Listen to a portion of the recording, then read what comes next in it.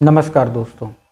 जैसे सिनेरियो पिछले 2-3 महीने से बन रहे थे, उसी का नतीजा है दिल्ली बॉम्ब ब्लास्ट जो आज लगभग 6:55 पर घटित हुआ है। लाल किले के पास जो मेट्रो स्टेशन है दिल्ली का, गेट नंबर 1 के पास में ये ब्लास्ट, जिसमें कई गाड़ियां जल गई। जिस गाड़ी में ब्लास्ट हुआ उसका तो मतलब पता ही नहीं चला, लेकिन बहुत सारी गाड़ियां जल गई। 8 लोगों के मरने की खबर है, 24 लोग घायल हैं। ये बहुत बड़ा ब्लास्ट है और ये कहीं इस ओर तो इशारा नहीं करता कि दिल्ली अपनी उसी पुरानी अवस्था में जा रहा है जब दिल्ली में आए दिन बॉम्ब ब्लास्ट की घटनाएं होती थी। ये सिनेरियो मैं आपको क्यों बता रहा हूँ? ये सिनेरियो इसलिए बता रहा हूँ कि जो सिनेरियोस पिछले 1.5 से 2 महीने में नजर आ रहे थे, उनसे कहीं ना कहीं अंदेशा था कि एक बड़ी घटना भारत में होने वाली है। या तो सीरियल ब्लास्ट स्टार्ट होंगे, या तो अलग अलग जगह से कई सारी आतंकवादी घटनाओं की जानकारी मिलेगी।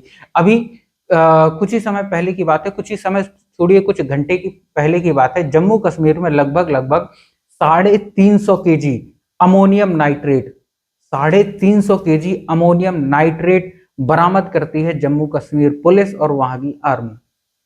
350 केजी, सोचिए, अमोनियम नाइट्रेट कितनी बड़ी क्वांटिटी में। और असॉल्ट राइफल से कई सारी मिली हैं। और ये वहां पर जो अल फलाह यूनिवर्सिटी है, वहां पर पढ़ाने वाले जो 2 प्रोफेसर थे, उनका काम।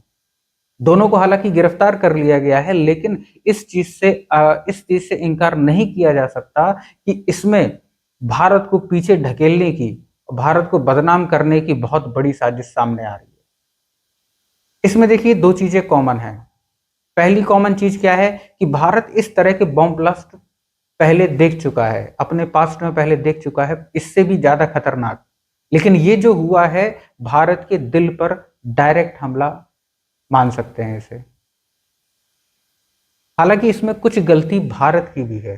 भारत की गलती कैसे है कि आप देखोगे कि जब हमें मौका मिला था पाकिस्तान को घुटनों पर लाने का, या जब हमें मौका मिला था बांग्लादेश को सबक सिखाने का, हमने दोनों ही मौकों में कहीं ना कोई चूक की है। चाहे भले ही किसी के दबाव में आकर कोई चूक की हो, या हम अपने आप को एक तो बहुत ज्यादा मतलब ये मानने की कोशिश करते हैं, शत्रु बोध की सबसे ज्यादा कमी। हम अपने शत्रुओं को नहीं पहचानते।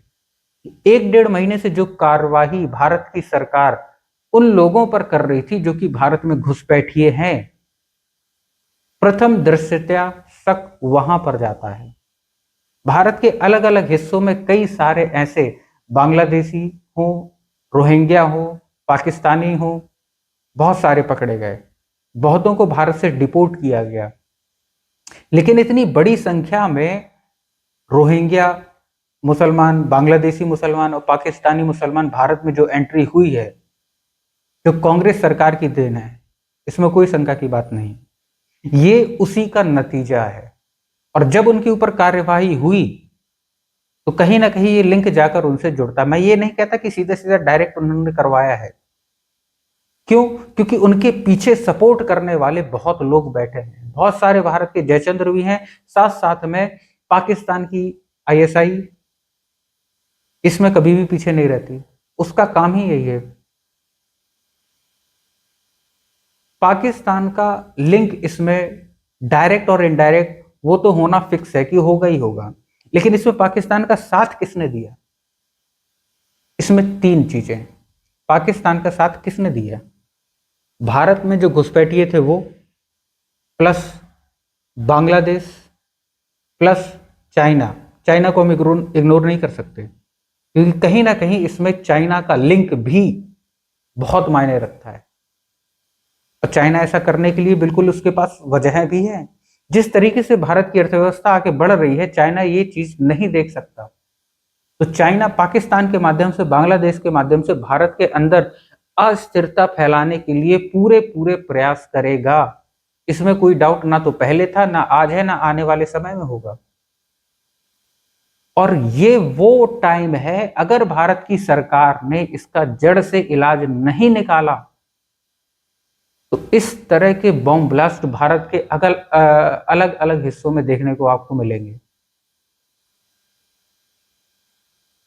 इसमें देखिए, मैंने सीधे सीधे बताया है कि 4 लोग, सीधे सीधे डायरेक्ट 4 लोग, और चारों की मिली भगत। पहला, भारत में जो अवैध घुसपैठिए, दूसरा पाकिस्तान, तीसरा बांग्लादेश, चौथा चाइना। इन चार के चारों के कॉम्बिनेशन का नतीजा है ये भारत के खिलाफ प्लानिंग, किसी भी तरह से भारत को आगे बढ़ने से रोकना। बहुत दुखद घटना है ये। जैसे जैसे इसकी अपडेट मिलेगी, इसके लिंक जुड़ेंगे, वो सारी जानकारी मैं आपको दूंगा। लेकिन यहां पर मैं कुछ बात आपको बता दूं, जो कुछ पॉइंट हैं। पहला पॉइंट क्या है, एनआईए की टीम पहुंच गई है, अपना काम करने के लिए समय पर पहुंच गई है। एनएसजी की टीम भी पहुंच चुकी है। हालांकि ये आगे की कार्रवाइयां चलती रहेंगी, जांच भी होना जरूरी है, जांच भी होगी, पता चलेगा कि कहां से क्या चीज आई, कौन लाया, कैसे आई, कैसे ब्लास्ट हुई, ये सारी जानकारियों की जानकारी लेना बहुत जरूरी है।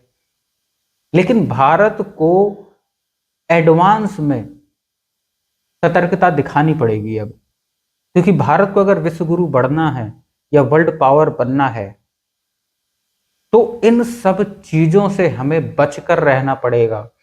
बड़े से बड़ा कानून हो, घुसपैठियों को जितनी जल्दी हो सके, जैसे हो सके, पूरी दुनिया क्या कहती है कि कुछ भी कहे भारत के लिए, लेकिन हमें किसी की बातों पर नहीं आना है। हमें सबसे पहले सुनिश्चित करना चाहिए कि भारत के अंदर की बाउंड्री, भारत के अंदर का पूरा क्षेत्र, भारत की बाउंड्री सहित पूरा सुरक्षित हो।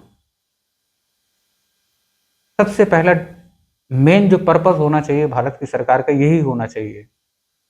और इसके लिए अगर कोई भी डिसीजन लेना पड़े और उसमें अगर भारत की बदनामी होती भी है, तो होने दो, इससे कोई फर्क नहीं पड़ता।